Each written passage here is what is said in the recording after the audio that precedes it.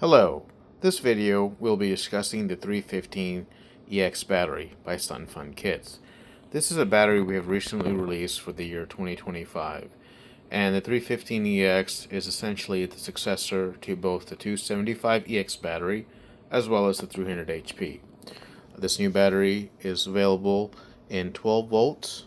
It is approximately 4.1 kilowatt hours or 315 amp hours, and is capable of providing up to 2.4 kilowatts of peak power, and is rated for approximately up to 8,000 cycles at an 80% depth of discharge. The 315EX includes many of the features our previous battery 300 HP and 275EX had, and has active balancing, Bluetooth capability, apps for both iOS and Android, and also is available with Victron integration when equipped with the data port.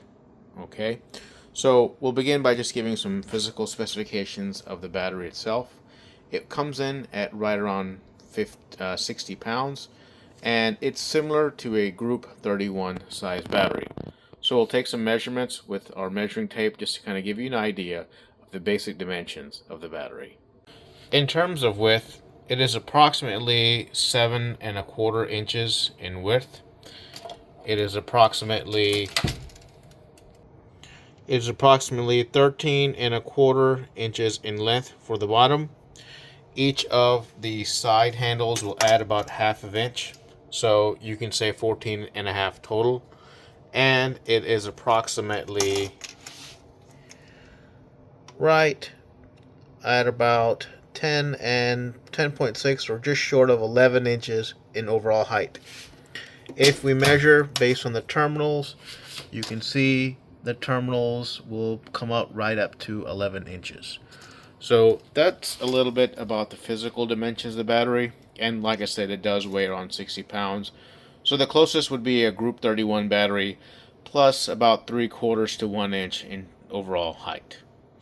So now let's actually discuss the battery itself in a little more detail, including some of the capabilities that it has. Looking at the battery physically, you will notice that there's a data port, which is available with a standard RJ45, and the data port can also be equipped with a waterproof resistant plug.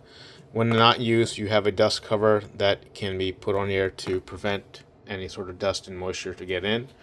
We have a few I/O options on the battery. This includes the ability to turn Bluetooth on or off.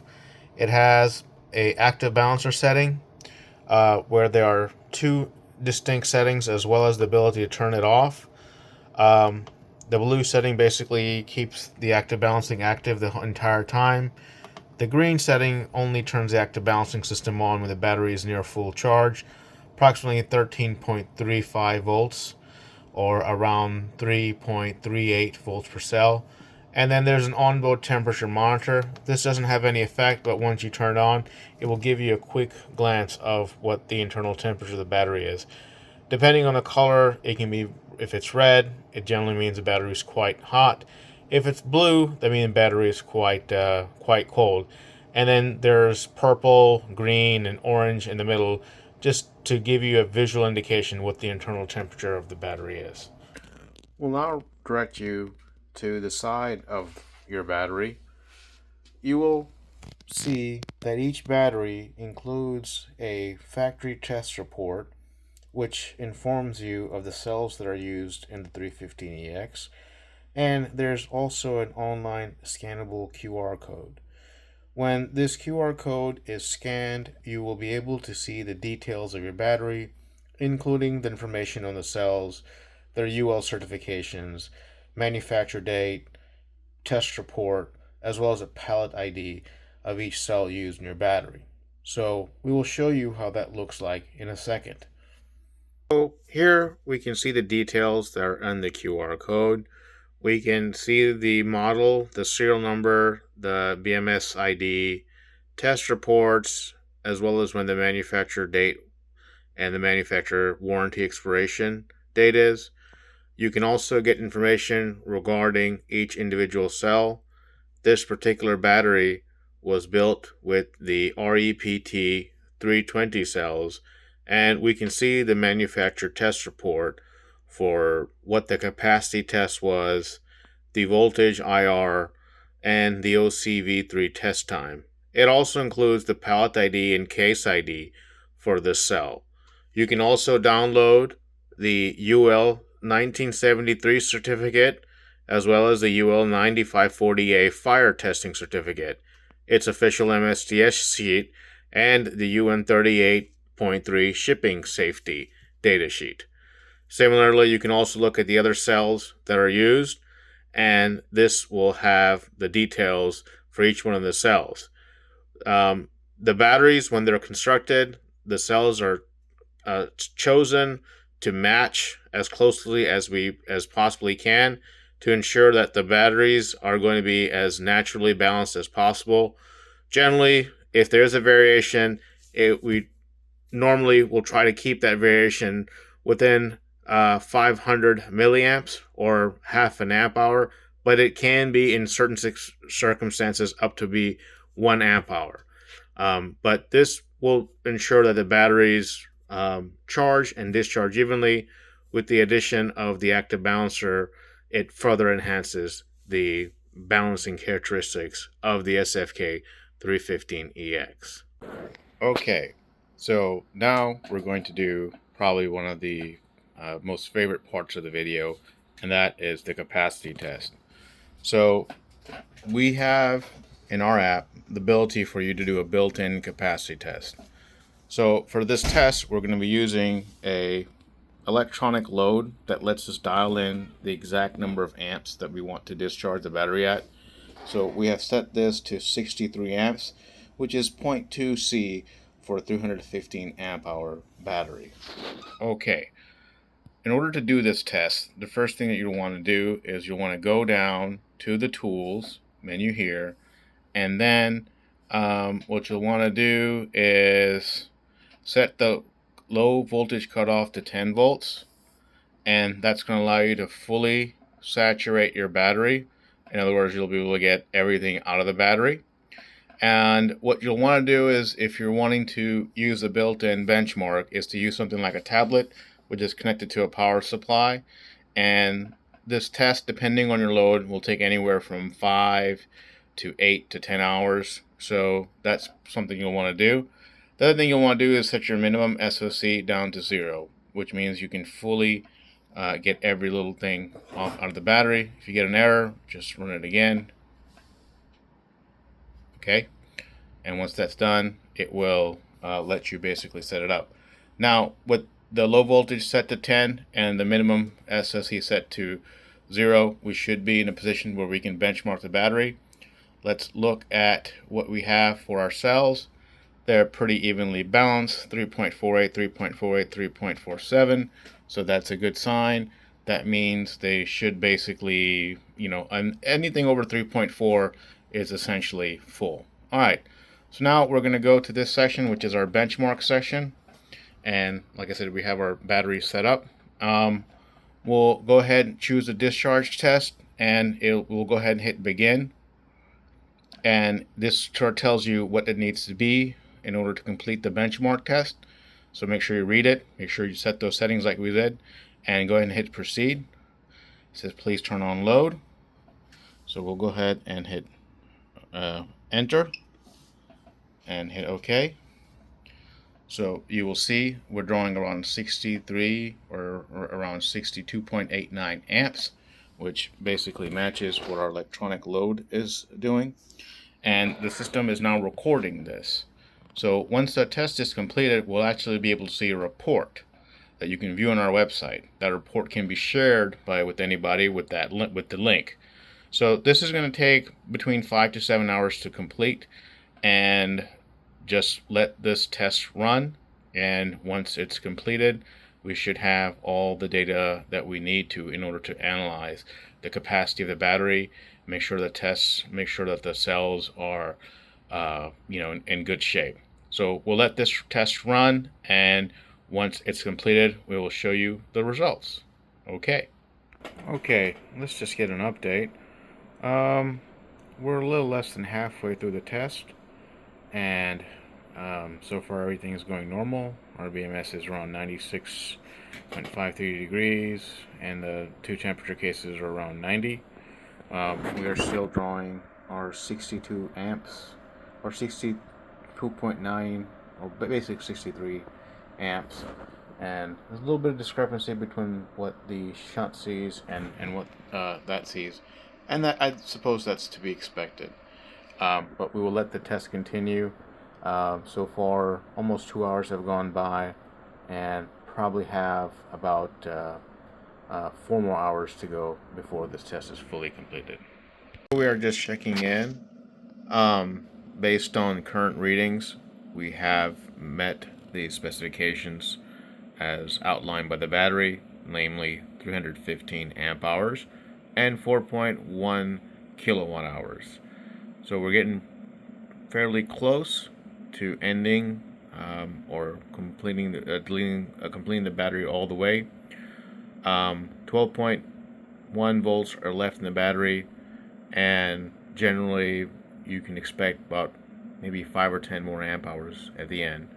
So total available capacity should be around 320 to 325 amp hours, and probably around 4.2 kilowatt hours. So the test will continue until the battery reaches 10 volts. Okay, so we should be getting very close to the end of the test. So far we appear to have 327 amp hours, 4,233 watt hours, and we are still drawing 63 amps. So generally around this point is when the BMS will engage, shut off, as the cells start getting closer and closer to 10 volts. So it should be any moment now. Okay, as you can see, we just stopped at 0 watts, and that is because the BMS has engaged, shut down. So you can see there's no more amps being pulled. The electronic load is also giving us an unreg error. Now this is normal. You will see a screen appear letting you know the test has completed, and once that is done, we will save the results and then publish the results online so we can see the entire test. Now there's maybe some rounding issues where what is displayed on this screen may be slightly different than the test report. The test report will be a little higher once it re-averages, or it could sometimes be a little less. But generally, our test will be a little more conservative than other tests. So we'll wait for the pop-up to appear. So this basically appears after 1 minute of no activity. So once this is done, the test is then completed. We can then scroll up and see our discharging test and upload the discharging test to our website, and let's see if we're able to view it.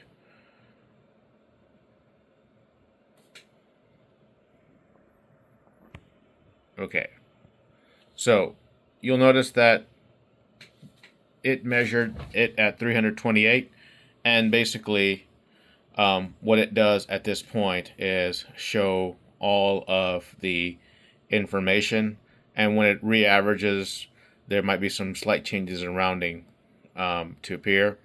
But again, this is a 315 amp hour battery testing to 328 amp hours and 4.24 kilowatt hours.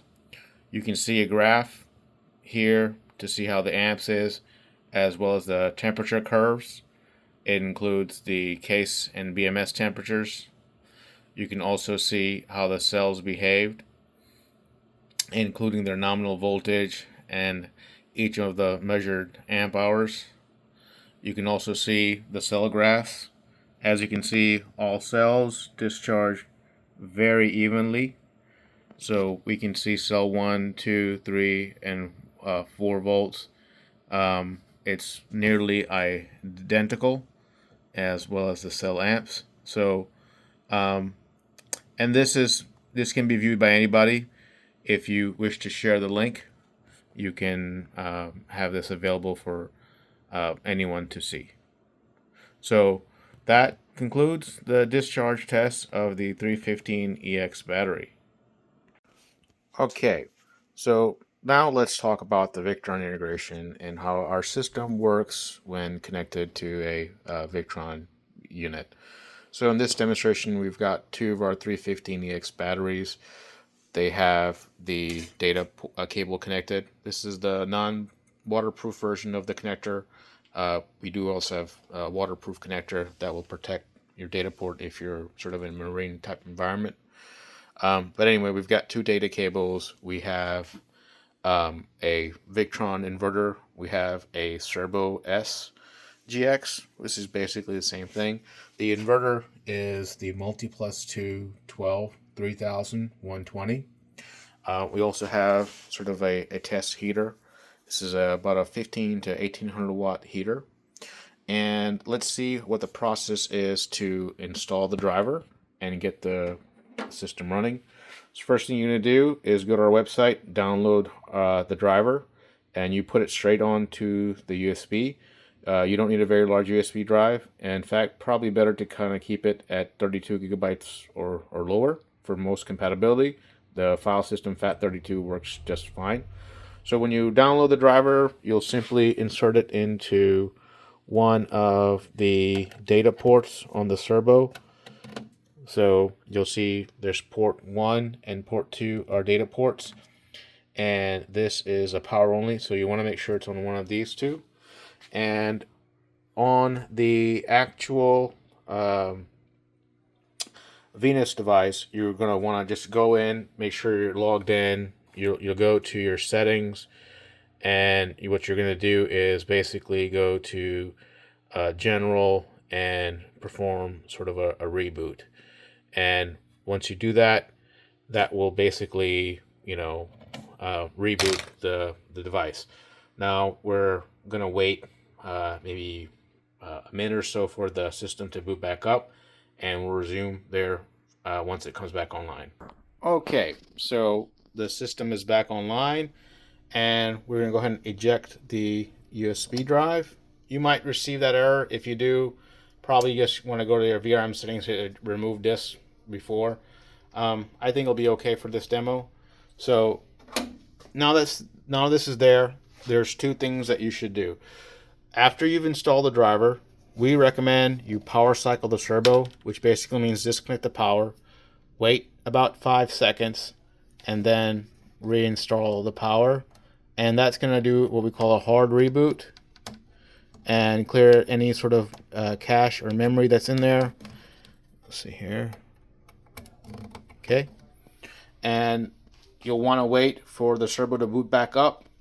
And once it's there, we'll go ahead and insert our batteries and show you how it looks when that install is done. All right, so the system booted back up. Now we can go ahead and insert our batteries. So this is the USB cord. And if you're having more than two, just pause it for a second. You can also use a USB hub and attach up to 8 batteries. We have a video showing that as well.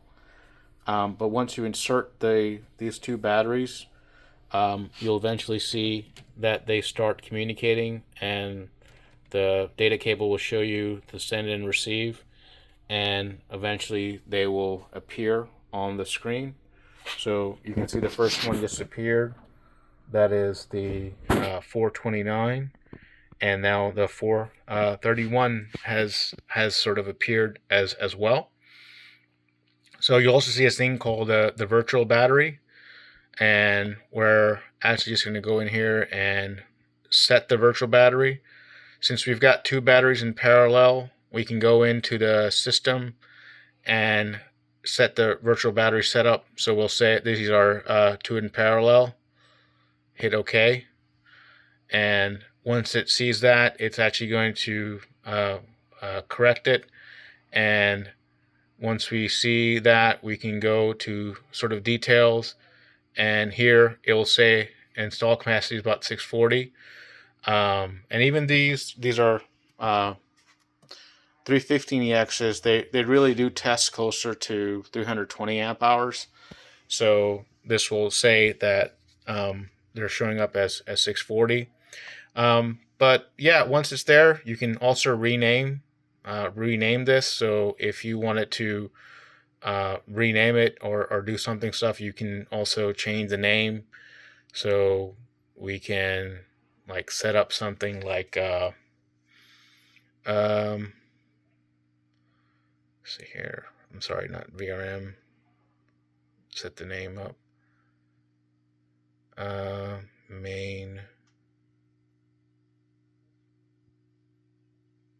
Okay, so we can just call it main battery, and then when we go back here to our screen, that's our main battery is there, and you'll notice it combines the amp output between the two.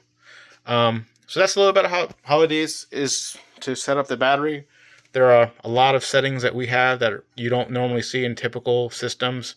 For example, you can go in and set the parameters up. Like you can set the charge voltage limit, how much you want to charge the battery to. So if you want to have your batteries tell the Victron system stop charging the batteries when they hit 13.6, you can set that up. You can also adjust the float voltage. You can control how much you want the system to discharge. You can also tell the Victron when you want to reset the SOC. So if you want to have the batteries tell the Victron system that I'm 100% at 3.5 volts per cell, you can go in and set that up. So a lot of configurations as well. One of the most popular ones is float voltage. So now we can actually have our batteries tell the Victron system, I should be floating at 3.25, and as long as you have DVCC set up, which you can also do in the settings, enable DVCC, and when you enable DVCC, you know, the batteries will adjust and let you know. So that's a little bit about that. We support both the GUI 1 and GUI 2. In order to change settings, you do have to set the settings for GUI 1, but you can view it in GUI 2. So we'll show you how GUI V2 looks in a second. So you can see, we can see the settings, and we can see the settings appear. Now in GUI V2, you will not be able to make the changes. So if you need to, you'll switch to GUI 1 to make any settings changes, but you can view the battery information, device list, and a lot of the other information here. So that all is there. And like I said, each one of these has a VRM ID. So you'll be able to see your virtual battery is main, which is a combination of your battery and each battery individually. So this way you can see all of the cells, all the probes, and also have them plotted on VRM.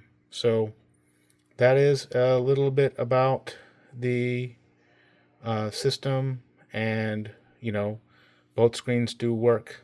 So that's how the Victron integration on the SFK 315EX is. Okay, so now that we've done an overview of the driver, let's actually do some load tests and kind of show you how things tend to work. As you know, we already have our two 300 through 115EX batteries, and it's connected to this sort of heater. So let's go ahead and set it up and put a bit of a load.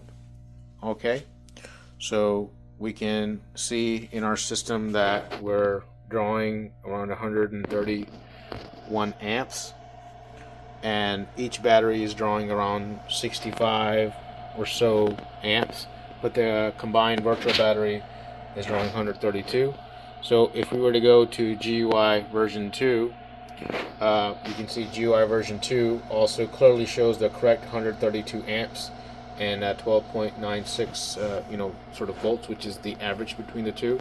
So as long as you've got your battery monitor set up correctly and the system set up, it will show that, and that is what's communicating with the inverter and telling everything else. So we also have, sort of the watts going on. But yeah, as you can see, everything works really smooth. Um, you know, the virtual battery allows you to, you can have like an 8 battery setup and broadcast as a single battery. But you will also be able to, like I said, go into the VRM system and still be able to see stuff to where it shows up, it shows up correctly. So that is a little bit about how the system sort of works, and this is once set up, you have the best of both all the world, individual batteries as well as the virtual battery. Okay. The 315EX uses the SunFun app, which is available for Android and for Apple devices. It is a free app, and you just simply need to download it. You will need to make sure you have location services turned on and permission is granted to our app. We require these permissions because this is how most of the operating systems on mobile device treat Bluetooth. It is considered a part of location services. So to begin, you'll simply hit scan, and it will basically find the batteries that you have. You can connect to more than one battery at a time, or you can connect to just one. In our first example, we'll just connect to one battery and show you how that process appears. Anyway, when you get to the battery, you'll see a basic screen. It will tell you the state of charge, remaining amp hours, the number of cycles, and what the battery is currently doing. There's various tabs on the bottom of the screen. You can get battery detail information such as the cell voltages, the amps, volts, and temperature of the system. The 315EX has 3 temp probes, and you can switch between the case 1 and case 2 probe. You can also get the temperature of the BMS. We have quite a powerful tools menu which allow you to configure your battery, and this will let you set up different things. If you want to have a shorter name, you can set up a nickname. You can turn off the charging or discharging ability of the battery. So if you're setting up your battery, you don't want any sort of power output, you can disable discharging, hit update, and it will disable battery charging or discharging. Similarly, you can choose between Celsius and Fahrenheit in units. You can also enable or disable discharging below freezing. If you prefer not to let your battery discharge below freezing, you can leave that off. You can specify maximum operating temperature. This is just to prevent battery overheat.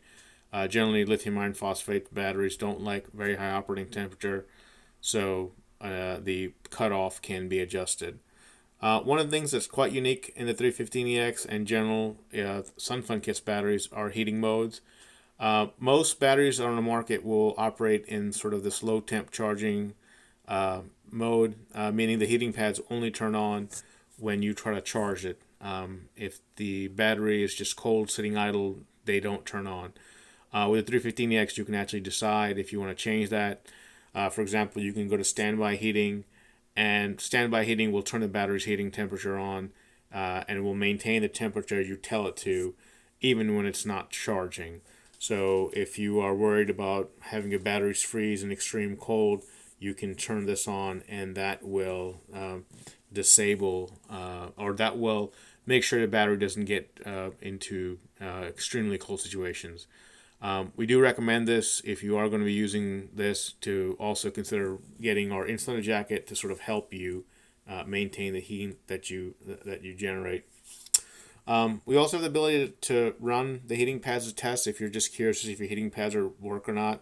So if you click on this button and then go to home, you'll sort of see heating pads are on, and you're drawing about 7.5 amps, and that's about the power that your system will do. So 2 heating pads will draw about 100 watts, and it will run for 15 seconds, and then it will basically stop. So that's a way just to test if you wanted to make sure your heating pads are working or not.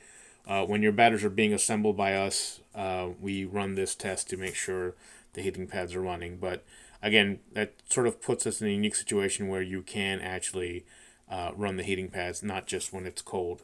Okay. Similarly, you can set up a low cutoff voltage of your battery. If you want to be cautious, you don't want to drain it down all the way, you can set it to 12%.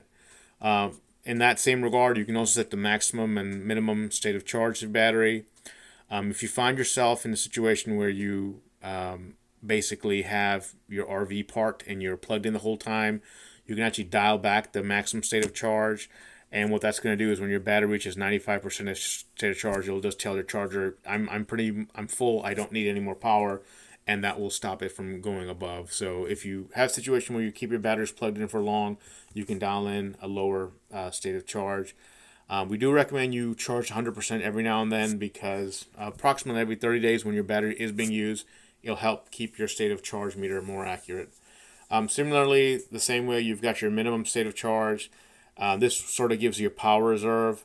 So if you are worried about leaving a light or some sort of other thing, power source running, and you're afraid that's going to drain your battery all the way down to zero, you can set a minimum state of charge. Okay, and then similarly, you can actually set the maximum charge amps and discharge amps of the battery. If you have a situation where you are worried that too many amps may be drawn and harm your wire, you can set a lower charge rate or also a lower discharge rate. And what it's going to do, if it detects that you are drawing more amps than you require, it'll actually stop discharging or charging so that it doesn't harm your battery. Understand this is not going to throttle your battery, but it will sort of save you. It's a fail safe so that you don't get into trouble. If you ever notice that your state of charge or your state of meter or your capacity is not accurate, you can charge it up to 100%, hit reset, and that will force a recalibration. And then finally, you can enable a PIN code. This is a security PIN code. It is a 6-digit code, and when you do that, you'll need to type that in order to access your battery. Okay, so those are the sort of settings. We have some additional things, and whatever you set over here, this will reflect on your main screen. So as you can see, our minimum is 10% state of charge, and our maximum is 100%. That's usually the default you'll get when you sort of receive the battery. Okay, then you've got logs and other stuff that will tell you what's going on. There's a menu called calibration that you will sort of see.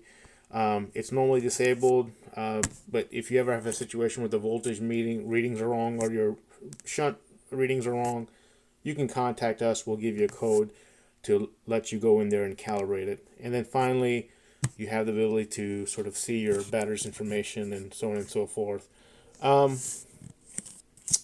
Now, this is how we see a single battery. If we go to our scan page, we can actually do a multi-battery connection and connect to two batteries. So we'll go ahead and hit scan again.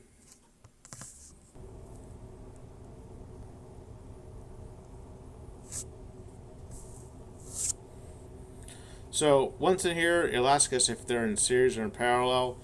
In this case, we're just going to say parallel. Hit submit. And once we hit submit, we should actually see both batteries. So in multi-view, you can get a condensed view of both of your batteries. And once connected, you'll be able to see both. And that's going to essentially give you that information. Now, you can connect up to 6, but the official support is really for only 4 batteries. So once here, you can sort of see we're connected to 431 and 429, and we can sort of get a combined information. We can view each of their information individually, including like the different temperatures. We can see the minimum and maximum state of charge and what heating mode they're in. The bottom sort of shows us a combined view, the total state of charge, the total volts, total watts, total amps. If you were to wanting to see the cells, you can see the cells as both single or separate, and this view supports up to four batteries. In separate graphs, you can view up to 6, but in combined, you can sort of see all the cells combined between all of them. If you're using our batteries in some sort of power sport or some sort of UTV, ATV, there is a auto mode, and assuming you've enabled GPS permissions, you can also sort of get the speed that you're traveling with, the power output, and sort of a combined fuel gauge. And however many different batteries you have, you'll be able to see individually the temperatures for each battery. You can save this configuration as a virtual battery. So if you wanted to connect these two batteries at the same time, instead of you having to select two batteries, you can actually go in and simply save it as a virtual battery. And when you auto connect to it, you won't have to select it. It'll automatically connect to both those batteries. The first step in the construction of the 315EX is based on the options you select at checkout. Normally, the main options you will select is what type of switch you will have, whether it's a Gen 2A or Gen 2B, and if you have a data port or not. By default, we have sort of indentation pockets in our mold, but it really depends on if you're wanting to have it. The 315EX and the EX Plus only have one data port option, but we will be having a new version, 315NX, that will have dual data ports. That's not available quite yet. However, based on what you order is how we prepare your lid. So now we'll give you a preview on how the cutting operation works. It is a little noisy, so we'll turn the vacuum on in a second.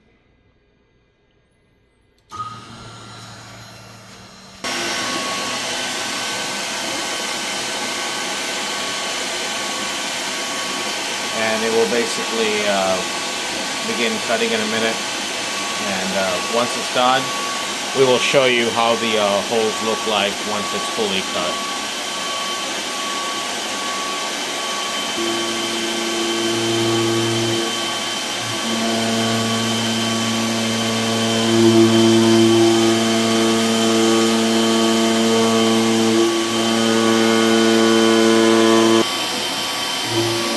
So this is the first main I/O board hole cut,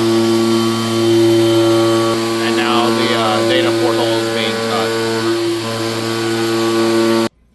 Okay, so we were able to complete the cut, and in this case, this is a battery that has the data port and the I/O switch. So we'll begin unbolting it and then start to attach the data port and the I/O switch. Once the lid has been milled, we then install the components. In this case, we have the Gen 2B switch, and we have the data port installed. The back side shows how the wiring schematic is set up. We essentially have the wires coming out of the Gen 2B switch, a little bit of cable management, as well as the data port. This will then be attached onto the lid.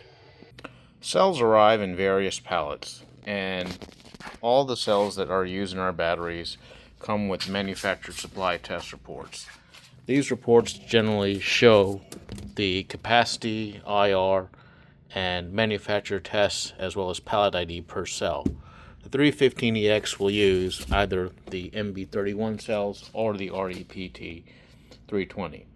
So in order to build your battery, we will find matching cells that are very similar in capacity and IR, and then these cells will be selected per battery. Once matching cells are selected, we will prepare the cells by attaching a heating pad. The heating pads are about 50 watts each, so combined a 12 volt 315EX battery has about 100 watts of heating. We'll also utilize fiberglass separating plates that go between the cells. Essentially, the sandwich will be something like this, where two cells will be here, a fiberglass separator plates between here on the edges, and then other two cells are attached. The heating pad has an adhesive on one side and sticks onto the back side of the cell. So in this example, we are using the REPT 320 amp hour cells. The first step in our build is a case is selected and it is oriented so that the cells can be installed. So once we have selected the case and prepared it, we begin by inserting the cells. The cells are oriented in a way so that the final negative is on the right side of the battery, and the final positive is on the left side. The heating pads are strategically set up so that they provide maximum heating on the sides, and one heating pad is able to heat two cells. So by doing this, we are able to have a compact case and provide a large area for the heating pads to work. So the next, we'll have this cell fully inserted. The cells are inserted. We add a 1.5 millimeter spacer that gives us the proper clearance for the cell. And after that, we set up our top mounting tray or main frame tray to secure everything in its place. Well, this way. We match the holes with the orientation, and from this point forward, we can install our bus bars and our balancing wires. The next step in the build process is actually to insert the cells into the plastic enclosure case. In this case, we installed the cells. They're using fiberglass separators on the edges, in the middle, and again on the other edge. The heating pads, as you can see, are in the middle, and they have a negative terminal and a positive terminal, and these are then prepared. We then scan the QR codes of each of the cells, and this lets us know which QR codes and which cells belong to each battery. So we'll prepare a few at a time as we batch out the build. After that, it'll be the installation of the balancing wires, and then finally the BMS plate. So we'll show that to you next. We install our balancing and active balancer balancing wires as well as the bus bars. These are then installed. They're first cleaned and we attach them to the cell. Once this is done, we then prepare the BMS. The SFK 200 amp BMS is then secured onto a 3mm thick fiberglass plate. It has aluminum standoffs. It also has an active balancer with an activation wire, and this allows you to control when the active balancer turns on or turns off. We then attach the active balancer activation wire to the back of the balancer and then secure the BMS onto the actual frame of the battery. When completed, it will look something like this. These are a few completed batteries. After this is done, we assign a temporary holding number that lets us know what specifications are per battery. Once this is done, it is then moved to a QC stage